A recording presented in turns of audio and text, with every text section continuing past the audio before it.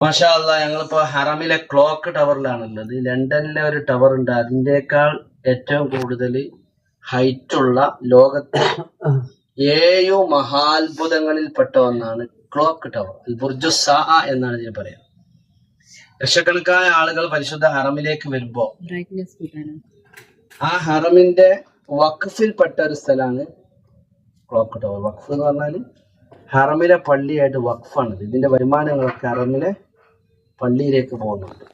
ഈ ക്ലോക്ക് ടവറിന്റെ 9, 10 നിലയിൽ പള്ളിയുണ്ട്.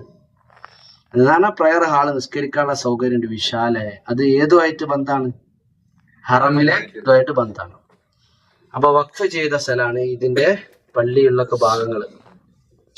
നോക്കൂ, നല്ല വ്യൂ ആണ്, നല്ല കാഴ്ചയാണ്. ഹറമിന്റെ നല്ല മനോഹരമായ കാഴ്ച. പരിശുദ്ധമായ മക്ക നോക്കൂ, ചുറ്റുഭാഗവും മലകൾ കൊണ്ട് നിറക്കപ്പെട്ട മണ്ണിന്റെ പേരാണ് പരിശുദ്ധമായ മക്കത്തുൽ മുക്കറമ എന്ന് പറയുന്നത്. മല കൊണ്ട് ചുറ്റപ്പെട്ട നാടാണ് മക്ക. ബക്ക, ഉമ്മുൽ ഖുറ എന്ന പേരിലൊക്കെ ഇത് അറിയപ്പെടുന്നുണ്ട്. നോക്കൂ, പരിശുദ്ധമായ ഹറം മുമ്പ് ഇങ്ങനെയല്ല, ഇതിനേക്കാൾ എത്രയോ ചെറുതാണ് നമ്മൾ മനസ്സിലാക്കണം. ഇവിടുത്തെ കെട്ടിടങ്ങൾ, പള്ളി, കാബ അതേ കണ്ടീഷനിൽ നിൽക്കുക. നോക്കൂ, മഹാനായ സയ്യിദുന ഖലീലുല്ലാഹ് ഇബ്രാഹിം നബി അലൈഹി സ്വലാത്തു വസ്സലാം 5000 കിലോമീറ്റർ നടന്ന് സഞ്ചരിച്ച് വന്നിട്ട് ഭാര്യ ഹാജറ ബീവി ഇസ്മായിൽ എന്ന് പറയുന്ന കുഞ്ഞു പൈതലിനെ ആ കാബയുടെ മുറ്റത്ത് ഇരുത്തി. അവിടെ ഇരുത്തിയിട്ട് ഇബ്രാഹിം നബി തിരിച്ചു നടക്കുകയാണ്. അപ്പൊ ഭാര്യ ചോദിച്ചു, ഹാജറ ബി എവിടുക്ക പോണത്? ഒരു മുണ്ടാട്ടൂല, ഒറ്റ പോക്കാണ്. അപ്പം ക്ഷമയോടെ ഭാര്യ അത് സ്വീകരിക്കുകയാണ്. റബ്ബേ, ഞാൻ എന്റെ കുടുംബത്തെ താമസിപ്പിച്ചു അല്ലേ. അങ്ങനെ കുട്ടി കരഞ്ഞപ്പോ ഹാജറ ബീവി വെള്ളം അന്വേഷിച്ച് 2 കുന്നിലേക്ക് പോയാ കുന്നാണ് കാബയോട് ചേർന്നത്. ആ സൈഡിൽ കാണുന്ന സഫ, മറുവ. സഫയിൽ കയറി വെള്ളല്ല, മറുവയിൽ കയറി വെള്ളല്ല.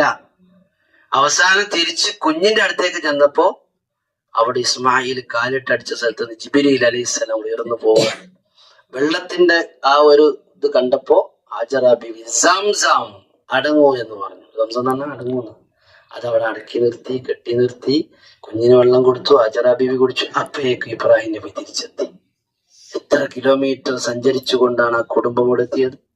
തിരിച്ചു പോയി ഇബ്രാഹിം നബി അലൈഹി സ്വലാം ദൗത്യം പൂർത്തിയാക്കി വീണ്ടും തിരിച്ചെത്തി. ഏതായാലും മാഷാ അല്ലാഹ്, ആ സ്ഥലത്താണ് നമ്മളുള്ളത്. ചരിത്രം ദീർഘമാണ്. അതിന് ചുറ്റുഭാഗം തുർക്കി കുബ്ബ കാണുന്നുണ്ട്, പരിശുദ്ധ കാബാല. ഇപ്പൊ നല്ലൊരു വ്യൂ എന്താന്ന് വെച്ചാല്, ഇപ്പൊ അവിടെ പറയാൻ പറ്റുന്ന എന്താ വെച്ചാൽ കാബയുടെ വർക്ക് നടക്കുകയാണ്. ചുറ്റും വളച്ചു കെട്ട് കാണുന്നു അല്ലെ. നമ്മൾ വന്ന അൽഹംദുലില്ലാഹ് നമുക്ക് വലിയൊരു തൗഫീഖ് കിട്ടിയാൽ തൊടാനും പിടിക്കാനും കാബ സ്പർശിക്കാനും ഒക്കെ കഴിഞ്ഞു. പക്ഷെ ഇപ്പോൾ ഹജ്ജുമായി ബന്ധപ്പെട്ടത് ആ ചുറ്റുഭാഗം വളച്ചു കെട്ടി അതിന്റെ റിപ്പയറിങ് നടക്കുകയാണ്. കില്ല മാറ്റല്, അവിടെ സുഗന്ധങ്ങൾ പൂശലൊക്കെ നടന്നുകൊണ്ടിരിക്കുകയാണ്. 3 ദിവസമായി ഇപ്പൊ അങ്ങനെ അടഞ്ഞു കിടക്കുകയാണ്. പക്ഷെ അനുസ്യൂതം പരകോടി വിശ്വാസികൾ ഇവിടെ ഒഴുകുന്നു. ലക്ഷക്കണക്കായ ആളുകൾ തവാഫ് ചെയ്യുന്നു. ഇപ്പോൾ സമയം ഏകദേശം ഒരു 10-10:30 മണിയായി. അപ്പോഴേക്കും ഇതാ ഇവിടെ ഹറമിന്റെ മത്താഫ് നിറയാൻ പോവുകയാണ്. നോക്കൂ, പരിശുദ്ധ മസ്ജിദുൽ ഹറാം എന്ന് പറയുന്ന പള്ളിയുടെ പ്രധാനപ്പെട്ട എൻട്രൻസ് ആണ് ഞങ്ങൾ നിൽക്കുന്ന ഈ ക്ലോക്ക് ടവറിന്റെ മുറിയിൽ നിന്ന് കാണുന്ന പ്രധാന എൻട്രൻസ്. ഇതിലെയാണ് പരിശുദ്ധ കാബാലയത്തിലേക്ക് വിശ്വാസികൾ ഇഹ്റാമിന്റെ വേഷത്തിൽ ഇറങ്ങാൻ പറ്റുള്ളൂ. ഇഹ്റാമിന്റെ വേഷത്തിൽ മാത്രമേ കാബയിലേക്ക് ഇറങ്ങാൻ പറ്റുള്ളൂ. ആ എൻട്രൻസ് ആണ് കാണുന്നത്. ഓരോ സമയം ഇടതവിട്ട് തടവില്ലാതെ ആളുകൾ പോകുന്നു. നേരത്തെ എത്തിയാൽ ഇവിടെ ബ്ലോക്ക് ഇല്ലാതെ ഉള്ളിലേക്ക് എത്തും, നേരം വൈകിയാൽ പുറത്തായി പോകും. നോക്കൂ, കാബയുടെ ഒരു വ്യൂ ആണ്, നല്ലൊരു വ്യൂ ആണ് നമ്മൾ കാണുന്നത്. പരിശുദ്ധ കാബാലയത്തിന്റെ മുകളിലൂടെ തവാഫ് നടക്കുന്നുണ്ട് കേട്ടോ. കാരണം ആ വാഹനങ്ങളൊക്കെ നിർത്തിയിട്ടുണ്ട് അതിന്റെ മുകളിൽ. അതൊക്കെ തവാഫിന് വേണ്ടിയിട്ടുള്ള വാഹനങ്ങളാണ്. അതിന്റെ മുകൾ പരപ്പിൽ കാബയുടെ പള്ളിയുടെ മേൽഭാഗത്ത് റസൂലുള്ളാഹിന്റെ വീട്. ഈ ഹറമിൽ നിന്ന് അങ്ങനെ പുറത്തിറങ്ങി കഴിഞ്ഞാൽ അവിടെ ഉണ്ട് ഒരു വെള്ള ഒരു വീട്, പൈന്റ്. ആദ്യം മഞ്ഞായിരുന്നു, വെള്ള പൈന്റ് ഇട്ട് അവിടുന്ന് നമ്മൾ ഇങ്ങനെ പോയി കഴിഞ്ഞാൽ ആ സൈഡിലൂടെ ഇങ്ങനെ ആളുകൾ പോണുണ്ടോ, ആ സൈഡിലൂടെ അതിലേക്ക് പോണുണ്ടോ. അവിടെ ഉള്ള മാർബിളൊക്കെ കണ്ടില്ലേ, പുതിയ പുതിയ മാർബിളാണല്ലോ വിരിച്ചത്. അതൊക്കെ ഇപ്പൊ തന്ന വികസനാണ്. പണ്ട് ഹറമിന്റെ മുറ്റത്ത് നമ്മളെ മലയാളികളെ കച്ചവടം, കുറെയൊക്കെ ബാർബർ ഷോപ്പുകൾ, ഇതൊക്കെ വിട്ട് ഒക്കെ ഹറമായി. ഹറമിന്റെ വർക്ക് നിൽക്കുന്നില്ല, അതങ്ങനെ ലോകാവസാനം വരെ തുടരും. നോക്കൂ, പുതിയ ഹറമാണ് നമ്മൾ ആ കാണുന്നത്. പിന്നെ ഇങ്ങോട്ട് ഈ സൈഡിലൂടെ പല എൻട്രൻസുകളും ഉണ്ട്. അതിലൊരു ഭാഗം പിന്നെ ഷാരി ഹിജ്റ, റസൂൽ ഹിജ്റക്ക് പോയ വഴിയാണ്. പിന്നെ ഇവിടെ അബൂബക്കർ റളിയല്ലാഹു അൻഹു, സയ്യിദുനാ അബൂബക്കർ റളിയല്ലാഹു തആല അൻഹുവിന്റെ വീട് അത് ഇന്ന് അവിടെ ഒരു പള്ളിയാക്കിയിട്ടുണ്ട്. ആ പള്ളിന്റെ പേര് മസ്ജിദ് അബൂബക്കർ എന്നാണ്. അതെവിടെ അറിയോ? ഈ ക്ലോക്ക് ടവറിനോട് ചേർന്നിട്ട് ഇങ്ങനെ പോകുമ്പോ, ഈ സൈഡിലൂടെ ഇങ്ങനെ പോകുമ്പോൾ ഒരു ശരിക്കത്ത് മക്ക എന്ന് പറയുന്ന ഒരു ഹോട്ടലുണ്ട്. ശരിക്കത്ത് മക്ക, അതിന്റെ സെൻട്രലാണ് ഏതുള്ളത്? അബൂബക്കർ റളിയല്ലാഹു അൻഹുവിന്റെ വീട് ആ ഭാഗത്തായിരുന്നു. അതിലൂടെയായിരുന്നു റസൂലുള്ളാഹി ഹിജ്റ പോയത്.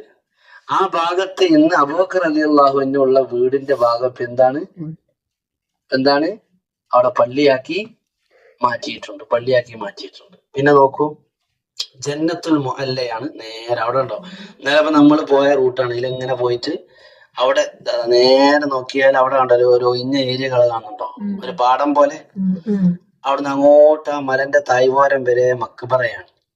ലോകത്തെ പ്രസിദ്ധമായ 2 മക്ബറ, ഒന്ന് ജന്നത്തുൽ ബഖീഅ മദീനയിൽ, ജന്നത്തുൽ മുഅല്ല മക്കത്തുൽ മുക്കറമയിൽ. നമ്മൾ ഇന്നലെ ഏകദേശം ഹറമിൽ നിന്ന് റസൂലുള്ളാഹിന്റെ വീട്, ഖദീജ ബീവിന്റെ വീടൊക്കെ സൈഡിലാണ്. അങ്ങനെ പോയിട്ട് അവിടെ പോയി മസ്ജിദുർ റായ, മസ്ജിദുൽ ഷജറ, മസ്ജിദുൽ ജിന്ന്, ജന്നത്തുൽ മുഅല്ല, അവിടെയാണ് സയ്യിദ ബീവി ഖദീജ ഉമ്മർ റളിയല്ലാഹു അൻഹ കിടക്കുന്നത്. അതുപോലെ ബാഫക്കി തങ്ങൾ കിടക്കുന്നത്, റസൂലുള്ളാഹിന്റെ മോന് കിടക്കുന്നത്, റസൂലുള്ളാഹിന്റെ ഉപ്പാപ്പമാര് കിടക്കുന്നത്. അത്രയും വലിയ ചരിത്രമുള്ള ഒരു മണ്ണിലൂടെ അവിടെ അതിലെ നമ്മൾ വളരെ നല്ല കാഴ്ചയുള്ള നല്ല വ്യൂ ഉള്ള, പിന്നെ ഇവിടെ ഇരുന്നാല്